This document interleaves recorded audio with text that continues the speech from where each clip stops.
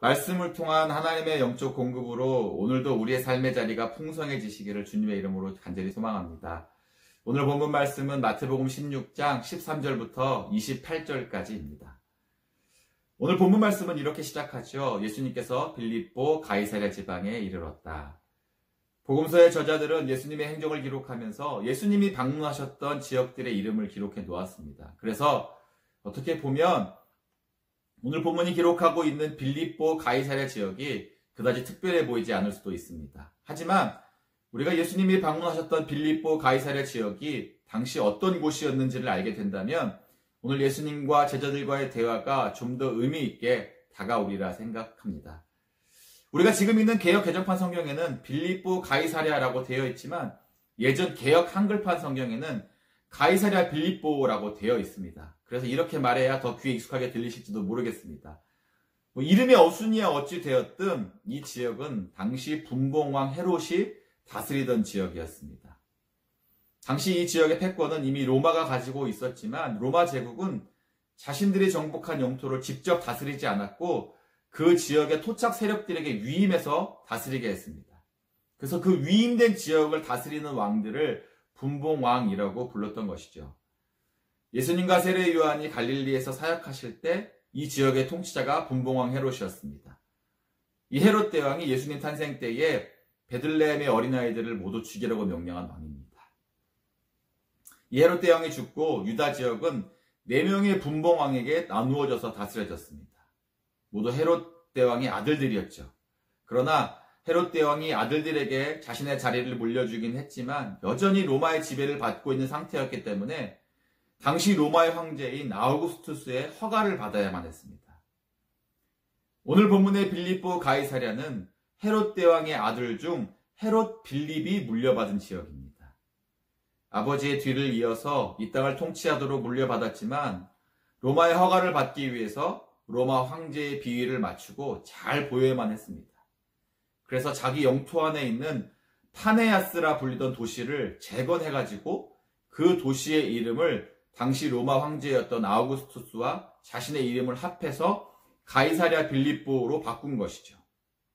아우구스투스의 풀네임이 티베리우스 줄리어스 카이사르 아우구스투스였는데 바로 여기 카이사르라는 이름의 부분을 사용한 것입니다. 로마 황제에게 헌정하는 지역인데 얼마나 좋은 땅을 바쳤겠습니까? 이 지역은 이스라엘 최북단인 헐몬산 남쪽 자락에 위치해서 산으로부터 흘러내리는 물이 이 지역을 풍요롭게 했다고 합니다. 이 물이 인근 다른 지역에서 흐르는 물과 합쳐져서 요단강을 이루고 또 갈릴리 호수로까지 흘러 들어갔다라고 합니다. 당시 유다 지역은 물이 귀한 지역이라 다른 메마른 땅에 비하면 물이 흐르는 곳은 초목이 울창하고 아름다운 곳으로 여겨졌다고 합니다. 그러니 많은 사람들이 이 땅을 가만히 놔두지 않았겠죠. 로마 황제를 위해서 신전도 짓고 또 이방신을 섬기는 사람들이 자신들의 신을 좀 더 좋은 곳에서 섬기고자 이곳으로 몰려들었던 것입니다. 그래서 이 지역에 여러 다양한 신전들이 군락을 이루어서 모여 있었다라고 합니다. 이런 곳에 예수님께서 제자들과 함께 방문하셔서 대화를 나누시는 것입니다. 예수님께서 제자들에게 사람들이 인자를 누구라 하느냐 물으셨습니다. 이것은 당시 이 지역의 사람들도 이미 예수님에 대한 소문과 소식을 들었다는 것을 의미하지요. 떡 2덩이와 물고기 5마리로 5,000명을 먹이신 사건, 또 앞을 보지 못하는 사람과 말을 하지 못하는 사람들을 고치신 사건, 12년 동안 혈루증을 앓던 여인을 낫게 하신 사건 등등 수많은 기사와 이적에 대한 소식들을 들었을 것입니다. 그리고 전에 들어보지 못했던 놀라운 가르침에 대한 소문들을 이 지역의 사람들도 들어서 알았다라는 것입니다. 그리고 그들이 예수님에 대해서 뭐라고 하는지 제자들이 들었던 것 같습니다.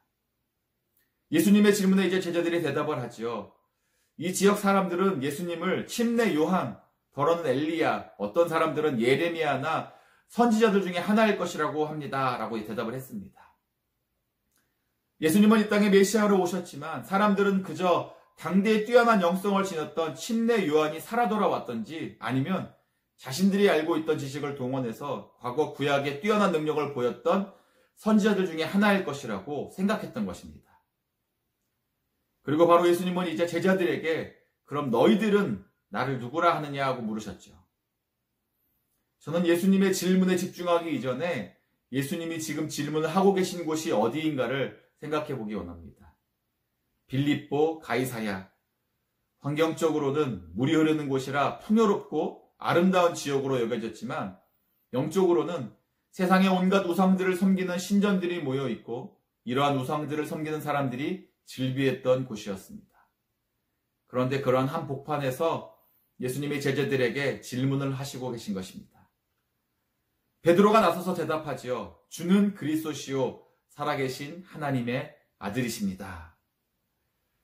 여러분, 당시 로마는 황제 숭배가 이루어진 나라입니다.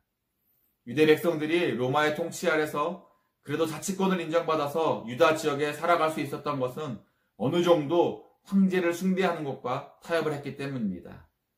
그런데 자신들 앞에 계신 예수님을 바라보면서 바로 이분이 우리들의 주인이시고 메시아시고 하나님의 아들이시다라고 고백한다는 것은 권력에 대한 도전으로 비춰지기에 충분한 대답이었습니다. 그것뿐입니까? 다른 신들을 섬기는 사람들에게는 마치 대결과 투쟁을 조장하는 말처럼 여겨질 수 있을 만한 그러한 말이었습니다. 로마 통치 권력에 빌붙어서 생존을 위해 자신들의 신앙과 믿음을 적절히 이용하면서 살던 사람들이 바로 빌립보, 가이사랴 지역의 사람들이었죠. 이러한 사람들 앞에서 고백된 이 고백이 오늘 우리가 방 안에 앉아서 글씨를 통해 평안히 읽을 수 있을 만큼 과연 쉬운 일이었을까요? 예전 제가 학생 때가 생각이 납니다. 점심시간에 학교에서 도시락을 꺼내놓고는 식사 기도를 해야 하나 말아야 하나 눈치를 보면서 고민하던 때가 있었습니다. 본문의 베드로와는 사뭇 대조되는 모습이었죠. 예수님이 지금 제자들에게 요구하시는 믿음의 고백은 바로 빌립보 가이사랴라는 세상의 한 복판에서 이루어진 것입니다. 우상 숭배가 팽배했던 곳, 권력의 눈치를 보면서 적당히 타협하며 살아간 사람들이 즐비했던 곳, 세상의 풍요와 아름다움을 누리며 즐기며 살아가는 사람들이 넘쳐났던 곳, 바로 그 한 복판에서 예수님이 나의 주님이시고 우리를 구원할 그리스도이시고 살아계신 하나님의 아들이시다라는 고백을 듣기 원하셨던 것입니다. 오늘날 우리는 어떻습니까? 교회 안에서는 무수히 많은 믿음의 고백들이 선포됩니다. 그러나 오늘날 교회가 아닌 우리가 살아가는 세상의 중심에서 이러한 믿음의 고백을 듣는 것이 어렵습니까? 아니면 쉽습니까? 단지 우리의 말로 표현되는 고백만을 말씀드리는 것이 아닙니다. 삶으로 드러나는 고백, 우리의 행동으로 나타나는 고백이 과연 내가 살아가는 세상의 중심에서도 이루어지고 있느냐 하는 말이죠. 이제 베드로의 고백을 들은 예수님은 세상 한가운데서 베드로의 이 고백 위에 음부의 권세가 이기지 못할 교회를 세우겠다고 하셨습니다. 예수님이 세우시고자 했던 교회는 무릉도원에 세우시려고 한 것이 아닙니다. 오늘날로 보면 죄악이 관영한 도시, 물질을 최우선으로 삼는 도시, 권력을 최고의 힘으로 삼는 도시, 바로 그 가운데서 세상 무엇에도 굴하지 않는 교회를 세우시고자 하셨던 것입니다. 세상이 너무 악하고 강하기 때문에 교회가 오늘날 부흥하지 못하고 영향력을 발휘하지 못하는 것일까요? 그래서 우리가 믿음으로 세상을 이기지 못하는 것일까요? 아닐 것입니다. 우리가 보다 분명한 믿음의 고백을 가지고 세상을 향하여 나아가지 않기 때문에 어쩌면 우리는 온실안의 화초처럼 비닐하우스 안에서 스스로의 아름다움에 취해가지고 세상을 향한 영향력을 잃어버린 것인지도 모릅니다. 베드로의 고백이 있고 난 후에 예수님은 자신이 고난을 받고 죽임을 당하게 되며 다시 살아나실 것을 제자들에게 밝히 말씀하셨습니다. 이때 베드로가 그런 일은 일어나지 않을 것이라고 했다가 예수님으로부터 꾸지람을 받았습니다. 그러나 예수님은 베드로를 꾸짖으신 것이 아니라 베드로로 하여금 하나님의 일을 생각하지 못하게 만든 사탄을 꾸짖으신 것이죠. 사실 베드로의 말은 참으로 인간적이고 의리 있는 말이었습니다. 그러나 하나님의 섭리와 뜻에는 어긋난 말이었죠. 사탄은 이렇게 우리의 영적인 눈을 가리우고 우리의 마음을 어둡게 만들어서 하나님의 뜻이나 하나님의 계획보다는 육신적이고 인간적인 것들에 우선순위를 두게 할 때가 있음을 기억해야 합니다. 예수님은 이제 제자들을 향해서 말씀하셨습니다. 나를 따라오려거든 자기를 부인하고 자기 십자가를 지고 나를 따를 것이니라. 십자가를 진다는 것은 죽을 각오를 하라는 것입니다. 그래서 예수님께서는 이후에 누구든지 제 목숨을 구원하고자 하면 잃을 것이요 누구든지 나를 위하여 목숨을 잃으면 찾으리라고 하셨습니다. 자기 목숨이란 단순히 육신의 생명만을 말하는 것이 아닙니다. 왜 요즘은 사회적 생명, 인격적 생명 이런 표현들을 하지 않습니까? 예수님께서 자신을 따르는 제자들에게 이렇게 말씀하신 것은 당장 육신의 생명을 포기하라는 말씀이 아니었습니다. 세상을 살아가면서 우리가 생명을 유지하기 위해 가치를 두는 것들, 그 여러 가지 것들에서 우선순위가 나 자신이 아니라 그리스도가 되어야 함을 말씀하신 것이죠. 자기가 자신의 목숨을 구원하고자 한다는 것은 인생의 주권과 목표가 자신에게 있음을 말하는 것입니다. 예수님은 믿는 자들의 인생에서 예수님이 주인 되심으로 말미암아 생명과 견줄 만한 것들, 물론 그것이 생명이 될지라도 그것을 잃어버리게 된다면 다시 찾게 될 것이라고 말씀하셨습니다. 우리는 주님을 따르는 주의 백성들입니다.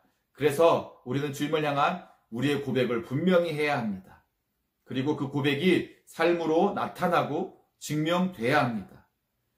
하나님의 뜻을 따라 세상 모든 것들을 버리고 하나님만을 섬기신 예수 그리스도의 본을 따라서 나도 내 목숨을 내어놓으리라는 결단으로 주님을 따라야만 악하고 강한 세상 속에서 예수님의 교회된 삶을 살아낼 수 있습니다. 이러한 삶을 통하여 하나님께 영광 올려드리는 우리 모두가 되시기를 주님의 이름으로 간절히 축원합니다.